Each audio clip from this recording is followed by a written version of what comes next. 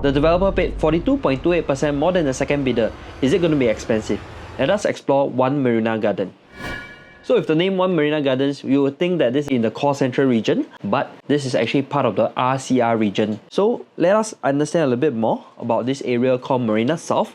Government actually had a lot of plans for this area to actually allow it to be called a 10-minute town, where you can actually explore your areas, entering all the amenities within reach of your project. So of course with that, they have a few planning of the neighborhood plaza and a few other factors of a community node and main square from Marina South all the way to Gardens by the Bay MRT station. And all these are linked by pedestrian bridges and pedestrian underpass. So actually this town does have a very unique proposition for someone that wants to stay closer to town and of course wanting to enjoy their own amenities like having a garden near to your home.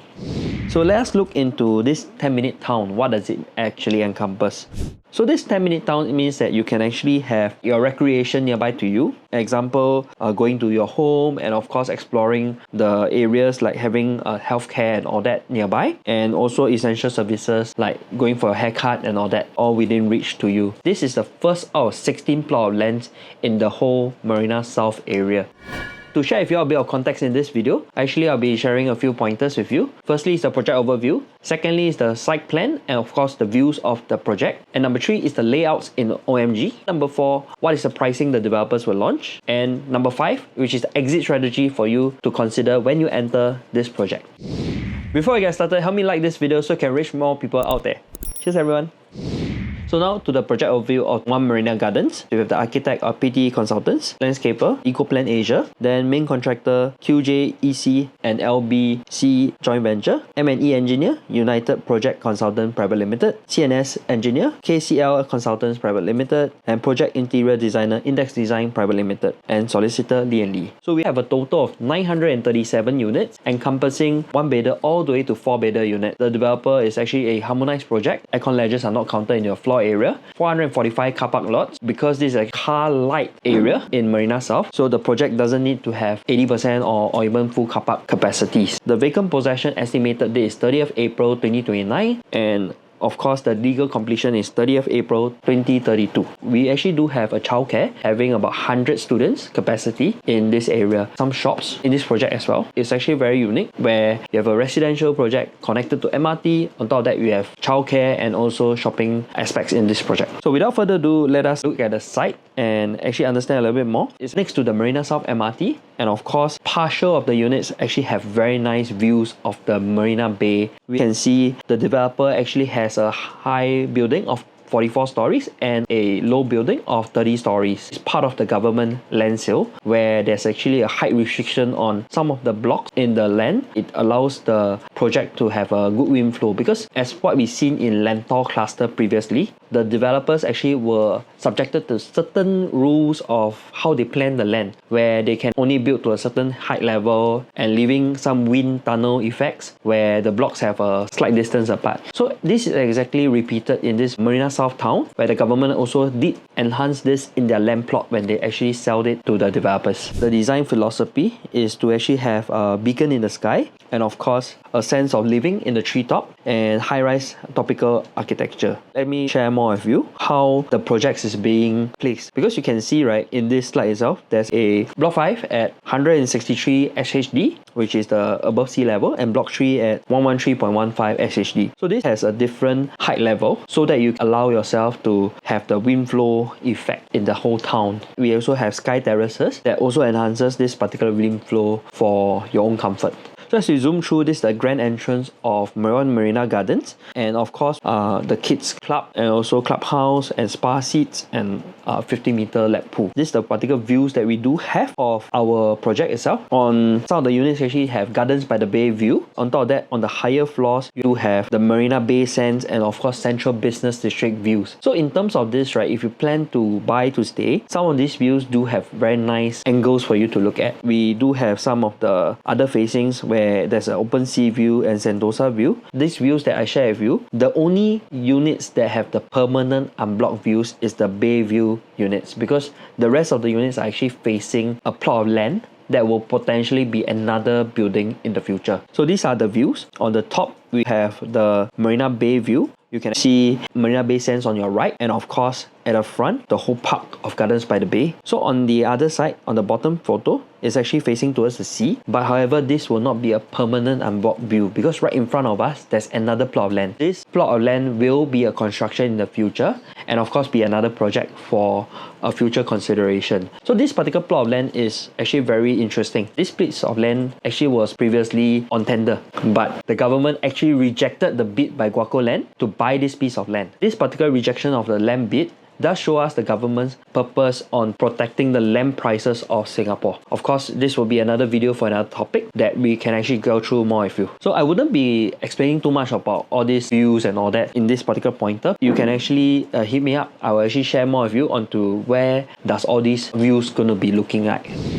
Okay, so for this project, the unit mix is actually quite considerable because actually they have 240 units of one bedders. One of the layouts I do like the most is actually the 2-bed 2-bath layouts. Personally, I feel that some developers, when they start the 2-bedders, they actually only start from 2-bed 1-bath. But in One Marina Gardens, the developer actually considered a few factors, like they do not have 2-bed 1-bath units down here. Later I'll share more with you on the layouts. I'll also focus on another layout, which is a 4 premium layout, which is very beautiful views of the bay.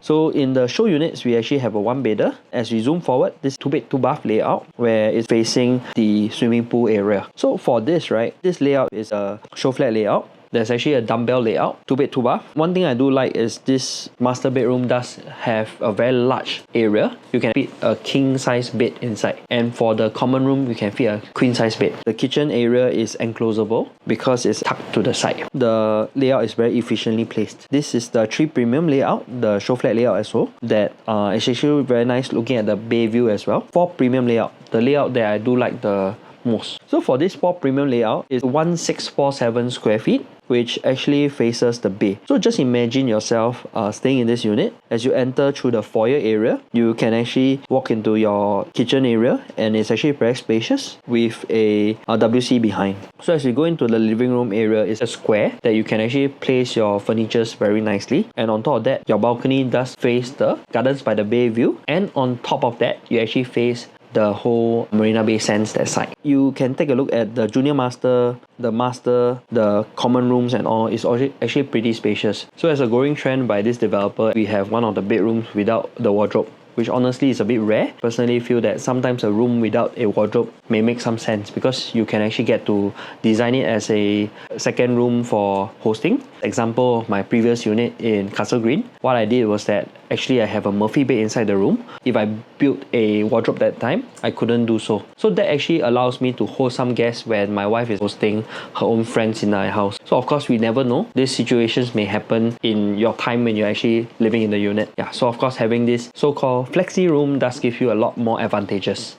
Okay, so for the layouts in One Marina Gardens, one thing I do like a lot about it is because it's a non-PPVC style of construction. Because we take a look, there's this 2-bed 2-bath in terms of One Marina Garden. This wall over here, which is the master room one, is able to hack, and on top of that, the common room one is able to hack. So what does it mean for you in terms of a single buyer, for example? You are able to have a space where you can actually expand this whole space like the HDB white layouts itself, where you can actually get to maneuver around your unit. As compared to previously older projects, over here on the right, you can actually see that the walls cannot be hacked. So all these things are very important because sometimes we need the flexibility for layout transformations. So in terms of all these layouts in One Marina Gardens, you actually can change a lot of layouts even all the way to the bigger unit type. If you want to have a better understanding about this, I will send to you the layouts for you to compare and explain to you which walls can be hacked and which cannot be hacked, so for you to have a better planning. So right now we're going to talk about the price, and of course at the time of recording of this video, we do not have the full price list of the project, but we actually do have the indicative price from the developer as seen over here. So with this, right, I actually made some estimates of how the developer will actually price this with my own price matrix. So definitely you have to do your own research, and of course do reach out when you see this video because I may have the latest price metrics in the market. So let's look at this pricing that I actually did up for us to reference, we actually do have an indicative pricing of about 2008 to about 2007 for the bigger units as seen over here. So this one is the bigger units and all. So with this, right, actually I estimated for the PSF to reach up to about 3005 because some of the units have a better facing and all that. For even at 3005 for the one bedders is around 1.5 or around that range, where personally I feel is still quite safe because in terms of what's in the market today, we actually do see Emerald of Katong at 1.4 million,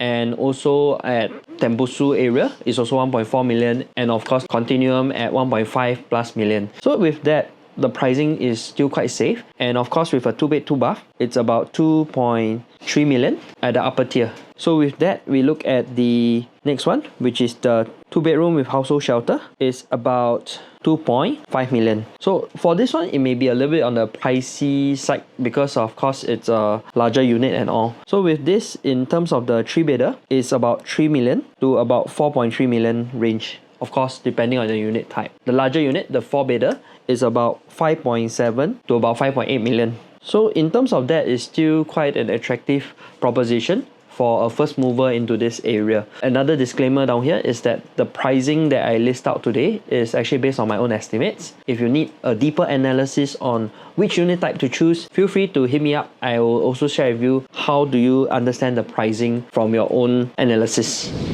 Okay, so what's the safe entry price of One Marina Garden on my own personal take? If we hit 1.5 million, of course the high floor units in One Marina Garden for the 1-bedroom, I still feel it's a safe entry because it's already transacted and accepted in the East Coast area. Then as we move on to the 2-bedders, it's about 2.1 million. I still feel it's a very safe spot for entry, where it's actually still quite acceptable to most families. And with that, we move to the 3-bedder. For the 3-bedder layouts, I feel that a safe entry is about 3 million range.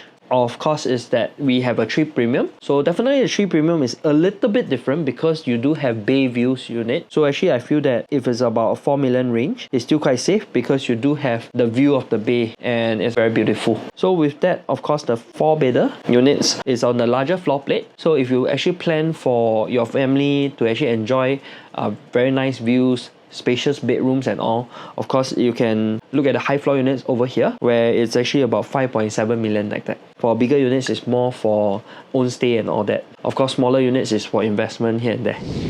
So a little bit about exit strategy is that because we are the first plot of 16 plots of land in this Marina South area, I feel that it's a little bit similar to the Lentor cluster, where actually I did a recent video on the Lentor series, which is number 6 plot of land down there. So of course with this, right, is that today when we enter into a project like this, we may be paying the highest price as of today. But one thing is important is that you get the advantage of time because you are the first person to buy into the area. Of course, with that, you slowly get to the progression in terms of the land sales. Because in Lentor, what happened was that Lentor Modern was the first plot of land. Interestingly enough, this year is the first year they can actually do sub-sale, and of course they're going to reach their TOP very soon. So just imagine if you look at One Marina Gardens itself, is the first plot of land in Marina South, where it's actually one of the nearest to the Marina South MRT station, and of course along the way, the second plot of land is further away. So as we move ahead, it keeps getting further and further away. 2 plots of land is tender right now. So with this, you actually do have more and more buyers looking at this area. There was no one considering the Lentor area, and when the first buyers bought Lentor Modern, they actually felt that it was very expensive.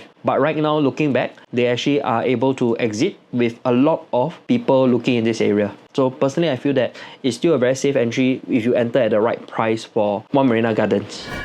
Okay, so in conclusion, over in One Marina Gardens, I actually feel that it's actually one of the interesting plots of land. This is the first plot of land out of 16 plots in Marina South. And with this, as per my previous video where I shared with you on the BTOs itself, this particular area is actually very nearby to the Bayshore cluster, where in the future you do have BTOs to support the area down here. But however, this is a very long-term plan. So if you want to enter the project in One Marina Gardens, you have to enter at the right pricing. Once again, if you like this video, feel free to like, share and subscribe to my channel where I upload videos weekly on the Singapore property market. And I look forward to see you in the next video. Cheers everyone.